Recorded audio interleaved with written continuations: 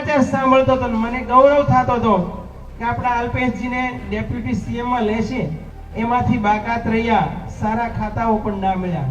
કૂટનીતિ જેથી તમે કરતા શીખશો ને ત્યારે તમે પોઝિશનમાં નહીં હોય, પાવરમાં હશો, નિર્ણાયક ભૂમિકામાં હશો.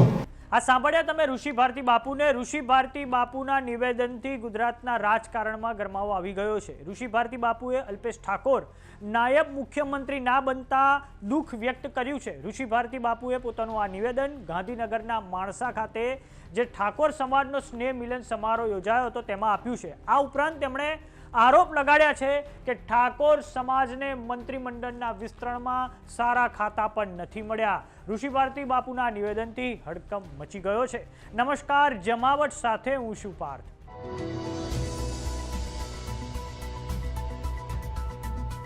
ગાંધીનગરના માણસામાં ઠાકોર સમાજનો સ્નેહ મિલન કાર્યક્રમ યોજાયો છે, જેમાં ભાજપ અને કોંગ્રેસના ધારાસભ્યો એક જ મંચ પર જોવા મળ્યા હતા.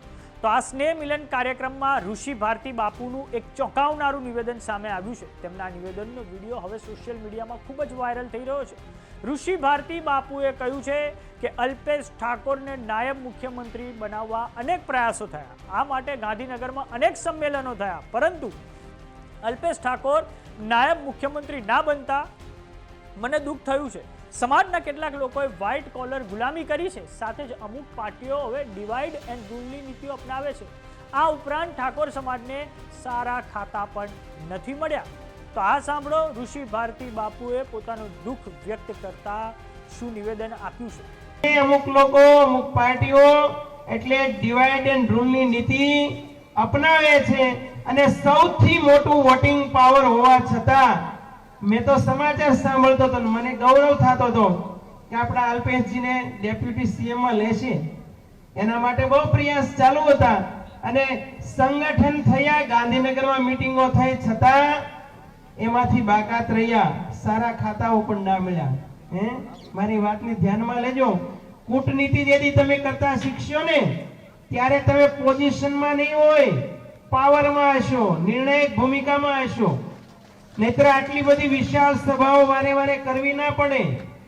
અને મોટું કામ એક સમાજે એ કરવાનું છે. હું સૂત્ર બોલાવું, આપ બધા બોલજો. આપણે ક્ષત્રિય શબ્દ લખાવીએ છીએ, એટલે આવો ધીમો અવાજ મને પસંદ નથી, એટલા માટે. સંઘે શક્તિ કલોયુગે. વ્યાસ એમ કહે છે કે કલયુગમાં સૌથી મોટી જો શક્તિ હોય તો એ એકતા છે, યુનિટી છે. ગયા મહિને ભૂપેન્દ્ર પટેલ સરકારમાં કેબિનેટનું વિસ્તરણ કરવામાં આવ્યું હતું, જેમાં અલ્પેશ ઠાકોરનું નામ મંત્રી પદે આગળ ચાલી રહ્યું હતું, પરંતુ છેલ્લી ઘડીએ તેમનું નામ કપાયું હતું. તેમની જગ્યાએ વાવના ધારાસભ્ય સ્વરૂપજી ઠાકોરને મંત્રીમંડળમાં સ્થાન આપવામાં આવ્યું છે. તો હવે ઋષિ ભારતી બાપુનું દર્દ છલકાયું છે. તેમણે તો એવું કહી દીધું છે કે અલ્પેશ ઠાકોર નાયબ મુખ્યમંત્રી ના બનતા તેમને દુઃખ થયું છે. સાથે જ તેમણે ઠાકોર સમાજમાં જે ભાગલા છે તેને લઈને પણ નારાજગી વ્યક્ત કરી છે અને આડકતરી રીતે તેમણે સત્તાધારી પક્ષ ભારતીય જનતા પાર્ટી પર આરોપ લગાવતા કહ્યું છે કે કેટલીક પાર્ટીઓ ઠાકોર સમાજ માટે ડિવાઇડ અને રૂલની રાજનીતિ કરી રહી છે. તો ઋષિ ભારતી બાપુના નિવેદનને લઈને તમારું શું માનવું છે અમને કોમેન્ટ બોક્સમાં લખીને જરૂર જણાવો. જો તમે અમને યુટ્યુબ પર જોડ્યા તો સબસ્ક્રાઇબ કરો, જો તમે અમને ઇન્સ્ટાગ્રામ અને ફેસબુક પર જોડ્યા તો ફોલો કરો. સાથે જ અમારી વોટ્સઅપ ચેનલ આવી ગઈ છે, જોઈન કરવાનું. નમસ્કાર.